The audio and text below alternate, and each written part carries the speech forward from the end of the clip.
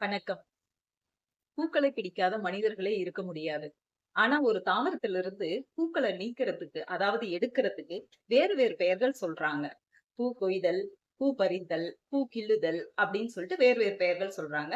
எந்த இடத்துல எந்த பெயரை பயன்படுத்தணும் அப்படிங்கறத பத்தி இந்த வீடியோல பார்க்கலாம். தொடர்ந்து காணொளியை கவனிங்க.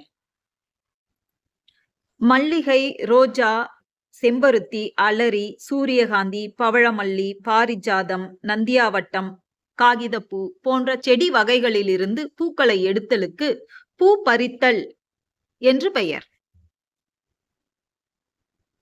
கொன்றை, வாகை, நாகலிங்கம் போன்ற மரங்களிலிருந்தும் கொடி சம்பங்கி, முல்லை, சங்குப்பூ, அவரை, கொடிரோஜா, மயில்மாணிக்கம் போன்ற கொடிகள், பந்தல்களில் படரும் கொடிகள், மரங்களில் படரும் கொடிகளிலிருந்து பூக்களை எடுப்பதற்கு பூக்கொய்தல் என்று பெயர்.